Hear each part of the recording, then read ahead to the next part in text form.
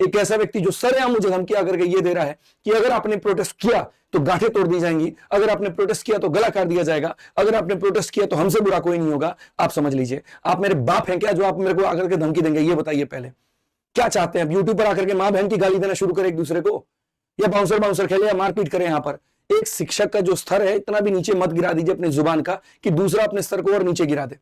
शिक्षक है, शिक्षक बन के रहिए, ज्यादा बेहतर है। आज इस वीडियो के माध्यम से उस व्यक्ति का सब कुछ मैं आप लोगों के सामने लेकर के आने वाला हूं कि किस तरीके से बच्चों के साथ में उसने धोखा किया, किस तरीके से हमारे साथ में धोखा किया, और कैसे अपना रहता है सारा टाइम पर यूट्यूब पर, और फिर उसके बाद में फालतू का मसीहा बनने का ड्रामा करते रहता है। आज तक मैंने ऐसे शब्द इस्तेमाल नहीं किए थे, लेकिन ये मेरी पहली वीडियो जरूरी है क्योंकि दिखाना। अगर हम बात करें यहां पर तो देखो, रात में ये भाई साहब वीडियो बनाते हैं, और वीडियो बनाते हैं तो मैं ये बोलता हूं एक बार पूछ लेते, बात कर लेते, कोई भी डिस्कशन होता, चर्चा कर लेते, क्योंकि कोई भी चीज बिना डिस्कशन के नहीं थी। कहीं पर कोई अगर सिस्टम फेल होता है तो वो आदित्य रंजन का फेलियर नहीं है, वो सबका फेलियर है, और सक्सेस होता है तो आदित्य रंजन का सक्सेस नहीं है, सबका सक्सेस है। इसी नारे के साथ में, इसी उद्देश्य के साथ में हम सब ने मिलकर के ये सारा डिसीजन लिया था और इसको लेकर के आगे बढ़े थे। बट भाई साहब को तो वीडियो बनानी थी, 5 बजे प्रोटेस्ट खत्म हो जाता तब भी वीडियो बनाते, ले भाई तेरा आंदोलन हो गया खत्म, और प्रोटेस्ट खत्म नहीं हुआ तब भी वीडियो बनानी थी, ले भाई तूने तो ऐसे कर दिया वहां पर जाकर के। और इसी बात को ग्रुप में बार बार मैसेज करके टीचर्स ग्रुप में इंस्टिगेट कर रहे थे। मैंने यहां पर एक ही बात का जवाब दिया, सर अभी बच्चों के साथ हूं, उनके रहने खाने का इंतजाम कर रहा हूं, फिर हॉस्पिटल भी जाना है, सुबह सबका जवाब दूंगा, सब्र रखिए और सो जाइए। रात के 2:09 की बात है, टीचर्स ग्रुप में यह बात है। इनकी इतनी वीडियो, इतनी बेहुदा वीडियो आने के बाद में, और उसके बाद ये व्यक्ति क्या लिखता है, बस ध्यान से देना, अब बहुत सोच कर मत कर देना, नौटंकी और लीचड़पन की सारी सीमाएं यहां पर आपकी टीम ने पार कर दी है। मैं दिखाता हूं नौटंकी और लीचड़पन होता क्या है। जिस तरीके से भाई धमका रहे हो ना, भाई सुनो, तुम्हारा छोटा भाई नहीं हूं मैं, तुम्हारे टुकड़ों पे पलने वाला इंसान नहीं हूं मैं, खुद की जमीन मैंने खुद बनाई है। और ऐसा ना ये फालतू के टीचरों के ग्रुप में धमकी मत दिया करो मेरे को, मैं बता रहा हूं यहाँ पे औकात लिखने की हर किसी की है, और धागे खुलने पे आ गए तो बहुत कुछ खुल जाएगा। तो शांति से बेहतर तरीके से तमीज सीखो, बात कैसे किया जाता है किसी भी टीचर से, और बहुत बेहतर तरीके से सीख लो तो ज्यादा बेहतर होगा। अब ये सवाल ये करते हैं कि प्रोटेस्ट क्यों जरूरी है, ऑफलाइन प्रोटेस्ट क्यों जरूरी है? हम तो सारी चीजें कर रहे थे, क्या कर रहे थे? आपका पोल खोलूं मैं? अभी खोलता हूं। आप एक बात बताओ, ये कह रहे ऑफलाइन प्रोटेस्ट से क्या होगा, क्या चीजें हम हासिल करके लेके चले आएंगे, कौन सी बड़ा हम तीर मार लेंगे? भाई एक बात बताओ, सीजल में सारी कमियां हुई, उसको लेकर के हम लोग कोर्ट में गए, कोर्ट में हमने केस दायर किया, पहले ट्विटर कैंपेन किया, उसके बाद कोर्ट केस हुआ, कोर्ट में हम जीत भी जाते हैं, उसके बाद भी एसएससी उस सभी चीजों को मानने से मेरे भाई इंकार कर देती है। बात सीजल 2023 की है, बात सीजल 2024 की है। क्या चाहते हैं सीजल 2025 में भी वही हो? आप ये बता दीजिए, आपके हिसाब से अगर ऑफलाइन प्रोटेस्ट गलत है तो क्यों बनते स्टूडेंट यूनियन? नहीं बनने चाहिए डूसू, नहीं बनना चाहिए राजस्थान का स्टूडेंट यूनियन, किसी को भी सड़क पर नहीं आनी चाहिए। अगर सरकार की सहमति से सारी चीजें होनी है तो फिर तो हम लोग कठपुतली हैं। और ये एक शानदार तरीका है, अगर आप प्रोटेस्ट करते हैं, आप ऑपोजिशन तक, आप मीडिया तक, सब किसी तक बात पहुंचा पाते हैं। और आपको क्या लगता है कि आपका चैनल विश्व का सबसे बड़ा चैनल है कि डोनाल्ड ट्रंप मोदी जी को फोन करके बोलेंगे, मोदी जी देखिए एक सर उठाएगा बात यहां पे, और जाकर के उनका बात मान लीजिए? इतना बड़ा अपने आपको समझते हैं क्या? बाकी सारे टीचर पागल थे जो यहाँ पे प्रोटेस्ट में आए थे, 10-10, 12-12 साल, 15-15 साल के एक्सपीरियंस टीचर वहां पर आए थे, और इस बात की गंभीरता को समझते हैं। यूट्यूब से लड़ाई जीती जाती है, यूट्यूब से जंग जीता जाता है। कितने जंग जीत लिया आपने, कितने जंग जीत लिया आपने? 23 वालों को इंसाफ दिलाया, 24 वालों को इंसाफ दिलाया, स्टेट का पेपर दोबारा करवाया आपने। फालतू की बकैती की बात कर रहे हैं यहाँ पर आप। ऑफलाइन प्रोटेस्ट से सिस्टम हिलता है, ऑफलाइन प्रोटेस्ट से आवाज ऊपर तक जाती है, ऑफलाइन प्रोटेस्ट से बड़ा बदलाव लेकर के आता है। ये ऑफलाइन प्रोटेस्ट अगर 2018 में नहीं होता, टीसीएस नहीं आती। और इतनी छोटी बात आपके दिमाग में नहीं जाती है, क्यों नहीं जाती है पता है? आपकी मंशा फिक्स है यहां पर कि भैया ऑफलाइन प्रोटेस्ट मेरे औकात की बात है नहीं, मैं इतने लोगों को बुला नहीं सकता, मैं ये सारी अरेंजमेंट कर नहीं सकता, मुझे यूट्यूब पर भै करना आता है, वहां से मैं लोगों को बुलाऊंगा, बटोरूंगा, फालतू की सिंपैथी गेन करूंगा, और सारा क्राउड अपने पास रख करके लास्ट में एंडिंग का बैच निकाल दूंगा यहाँ पे।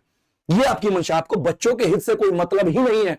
पैसे के भूखे कल भी थे, पैसे के भूखे आज भी है, पैसे के भूखे आगे भी रहेंगे आप।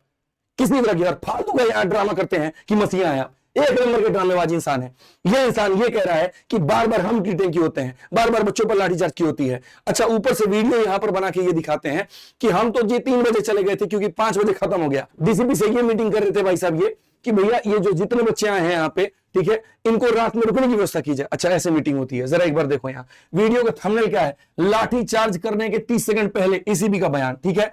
और यहां पर ये भाई साहब हमें बोलते हैं रीलबाज टीचर, रात के 8 बजे डीजीपी के साथ में घूम रहे होते हैं, एसीबी के साथ में घूम रहे होते हैं, सुलेखा जी के साथ में, और उसके बाद में पीछे इनका कैमरामैन चल रहा होता है। अच्छा, सबसे मजे की बात, ये बच्चों पे जो लाठीचार्ज हुई है ना, इसका जिम्मेदार कोई और नहीं है, आपके बीच का भेड़िया आदमी है ये, आस्तीन का सांप है ये, इसने बच्चों को पिटवाया है। और मैं आपको दिखाता हूं यहां पर वीडियो, आप देखो रात के 8 बजे पूरा ग्राउंड खाली हो चुका है, लाठीचार्ज हो चुका है, सब कुछ हो चुका है। गाना कितना खतरनाक है, सुनिए कितना खतरनाक गाना लगा रखा है, सूरत बदलनी चाहिए।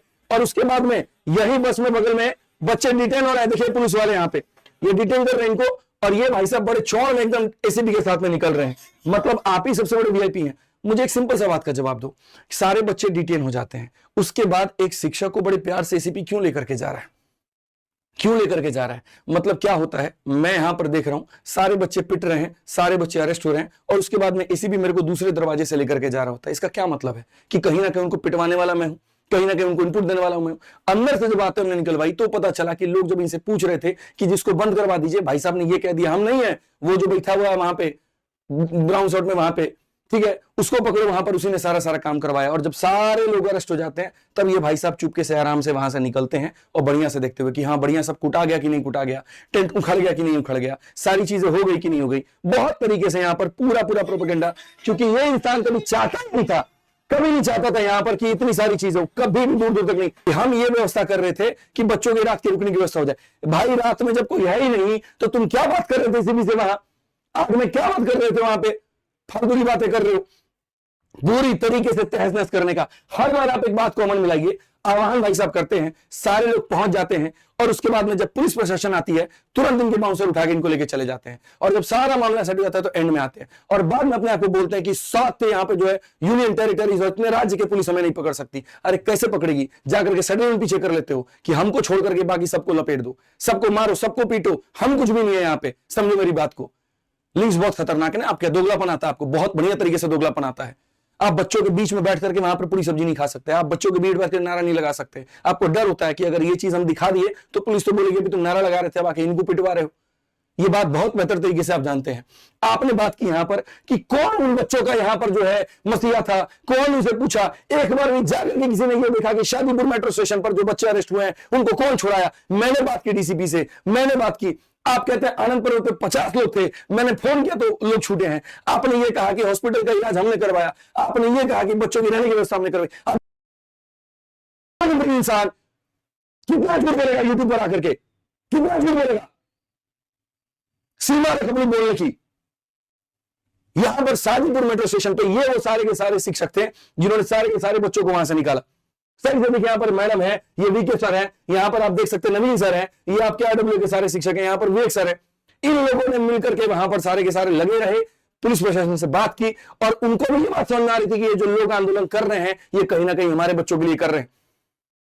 जिसने डिटेन भी किया था वो ये कह रहा था सर हमें पता तो है सिस्टम में कभी क्या है, मेरा खुद का बेटा तैयारी कर रहा है, मेरा खुद का भाई तैयारी कर रहा है, और आप लोग आवाज नहीं उठा रहे, बस साला सरकार को ये बात समझ में नहीं आ रही है। और वहां ये बोलते हैं हमने निकाल दिया। उसके बाद आनंद पर्वत की बात करते हैं। आनंद पर्वत में इन्होंने इतनी गोलीबाजी दी कि 2 घंटे में नोएडा से उड़ करके दिल्ली आ गए और सबको इन्होंने छुड़ा लिया। आप छुड़ा रहे थे तो ये टीचर वहां झक मार रहे थे। पटना के एसके झा सर थे, यहां पर आप देखिए सही से प्रशांत सर है, और सारे बच्चों को लेकर के ये आनंद पर्वत थाने से निकल कर रहे हैं। और उस समय तक किसी के ऊपर में कोई एफआईआर नहीं हुआ था, कोई एफआईआर नहीं हुआ था, एक भी स्टूडेंट में उस समय तक कोई एफआईआर नहीं हुआ था, कोई कंप्लेन नहीं हुई थी, कोई रिटर्न कंप्लेन नहीं हुई थी। अब फालतू का आकर के यूट्यूब पर भरगराना, सारी बातें करना। मैं आपको अभी भी सुनाता हूँ इन सभी बच्चों की यहाँ पर छोड़ दिया है, इसके लिए बहुत बहुत धन्यवाद है। और हम सभी लोग शांतिपूर्वक से निकल झूठ इस इंसान का पर्दाफाश करूंगा। और ये रात के 12 बज रहे हैं, 12:40 हो रहे हैं। तीसरा, उसके बाद उन्होंने कहा उन बच्चों का यहाँ पर क्या होगा जो हॉस्पिटल में थे, जिनके पैर टूट गए, आपने बुला के पैर टूटवा दिए। ए भाई सुनना, प्रोटेस्ट होता है ना भाई तो लाठी चलती है, और लाठी चलती है तो लोग खाने के लिए तैयार होते हैं, तभी वहां पर वो धरने में बैठे होते हैं, तभी वहां बैठे होते हैं। और इतनी हिम्मत होती है, और कुछ को चोटें आती हैं, शौक नहीं है यहाँ पर किसी को चोट खाने का, और ये बोलते तो खुद से शॉट फाड़ लिया। कभी बैठो हमारे साथ, फालतू की बात मत किया। इस एलएनजेपी हॉस्पिटल में देखने भी नहीं गए आप, पता भी नहीं उसका नाम क्या जो भर्ती हुआ है, कौन इलाज करा रहा है, कौन नहीं करा रहा है। ये देखिए प्रशांत सर है यहाँ पे, क्यों? क्योंकि मैं यहाँ पर थाने में डिटेन था, तो यहाँ पर ये व्यक्ति दोनों जगह पर जाकर के मैनेज किया इन्होंने, और यहाँ पर बाकी सारे शिक्षकों ने मैनेज किया सही तरीके से। देखो, और ये फर्जी आदमी यूट्यूब पर आकर के दोगलापन दिखाता है और बोलता है सब मैंने किया है, फालतू का मसीहा बनने का कोशिश कर रहा है। पिटवाने का काम इस इंसान ने किया, बचाने का काम इन शिक्षकों ने किया है। रात में ही मैंने कहा था सबर कर लो, वीडियो लेकर के आऊंगा, सुबह सबर हुआ ही, एक भी % सबर नहीं हुआ। आप देखो यहाँ पे क्या हालत हुई है। और कौन पिटवाया इसको? डीसीपी के साथ मिलकर के, एसपी के साथ मिलकर कौन पिटवाया? यूं पे ड्रामा करते हो फालतू का आकर के। एक एक चीज की बात। उसके बाद ये कह रहे बच्चों की व्यवस्था नहीं हुई, आपने 1% भी नहीं सोचा जो बाहर से आए तो उनका क्या होगा। इसी बच्चों की व्यवस्था के लिए पुलिस से लड़ रहे थे, इसी बच्चों की व्यवस्था के लिए कह रहे थे कि 5 मिनट के बाद का परमिशन नहीं है तो उसको एक्सटेंड करिए। बच्चे यहां पर ये जो बाहर से आए थे ना, रहने की व्यवस्था नहीं थी, 4-4 हजार 5-5 हजार बच्चे थे वहां पर, कहां रहेंगे, कहां सोएंगे, कहां खाना खाएंगे। जब पुलिस वालों से कहा तो उन्होंने कहा जो शिक्षकों ने बुलाया उनकी जिम्मेदारी है, वो जाने वहां पे। कोई गुरुद्वारा नहीं मिल रहा था जहां पर उनको रोका जाए, वो कहते पहाड़ में जाकर के रोक दो, कहीं होटलों में जाकर के रोक दो। ऐसे कैसे छोड़ दें हम बच्चों को वहां पे। राजा सर थे, अमन वसी सर थे, सभी लोग थे, उस बात को लेकर के नेगोशिएट कर रहे थे। ब्लैंक पेपर पर लिख करके ये दिया कि इन बच्चों की रात की रुकने की जिम्मेदारी हमारी है। पुलिस ने ये कहा बड़े बड़े मच्छर हैं, सांप है, काट लेंगे, क्या होगा। हमने कहा हम जिम्मेदारी लेते हैं इस बात की, किसी बच्चे के साथ में कोई हताहत नहीं होगा। उसके बाद भी इंसान मिलकर के लाठी चलवा देता है, सबको पिटवा देता है यहां पे, और ये बोलता है कि इसने होटल बुक किया लड़कों के लिए और लड़कियों के लिए। भाई ये होटल जो है, देखो ये सारी लड़कियां अलग अलग राज्य से आई हैं, रात में सारी की सारी परेशान थी। अमन वसीफ सर पहुंचते हैं वहां पे, राजा सर वहां पर पहुंचते हैं, बात करते हैं, हमारी इंसाफ की टीम वहां पर पहुंचती है, और उसके बाद में इनको मैं अपने घर पे लेकर के आता हूं, गाड़ी भेजता हूं, तुरंत वहां पे टीम जाती है, गाड़ी लेकर के आती है, खाना बनता है रात में 2 बजे के करीब में, बहन बनाती है मेरी खाना, जबकि उसका जन्मदिन था, और बना करके सबको यहां पर सारी लड़कियों को खाना खिलाया जाता है। सारे लड़कों को लेकर के हम लोग बांग्ला साहिब पहुंचते हैं, वहां की कमेटी से बात करते हैं, वहां पर रहने की खाने की व्यवस्था करते हैं। ये ओशियन गुरुकुल के 2 शिक्षक हैं, और ये उस समय रात के 3:23 पर वहां पर आते हैं। सुबह 5 बजे बांग्ला साहिब से आया मैं, एक एक बच्चे की अरेंजमेंट करके, कोई घर पहुंचा कि नहीं पहुंचा, वहां पर गाड़ी नहीं मिल रही थी 100 बच्चों के लिए, पुलिस वालों से बात करके उनके वाहन के माध्यम से अरेंजमेंट करा करके, ये आप देखो ये पुलिस की गाड़ी है, और पुलिस की गाड़ी में हमने यहां पर जो है अरेंजमेंट करवा करके थाने से तब इनको बांग्ला साहिब भेजा।